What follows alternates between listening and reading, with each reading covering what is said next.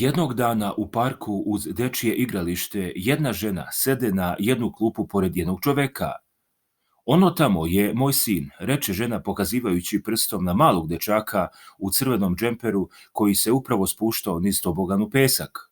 Imate divnog sina, odgovori muškarac. A ono tamo na biciklu, u beloj haljinici, to je moja ćerka. A zatim, pogledavši na sat, pozva svoju ćerku. Je li vreme da krenemo kući, Ana? Devojčica je negodovala. Još samo 5 minuta, tata, molim te, još samo 5 minuta. Otac je klimnuo glavom i Ana je na svoje opšte zadovoljstvo nastavila da vozi bicikl. Minuti su prošli i otac ju je još jednom pozvao.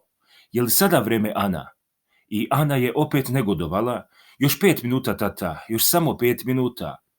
Otac se samo nasmeo i rekao, ok. O Bože, vi ste sigurno jedan jako strpljiv otac, reče žena koja je posmatrala njegove reakcije.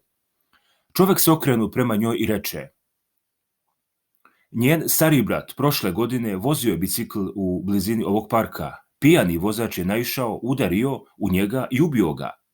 Nikada nisam provodio mnogo vremena sa Nemanjom, a sada bih dao sve na svetu za još samo 5 minuta sa njim. Zakleo sam se da neću ponoviti istu grešku i sa Anom.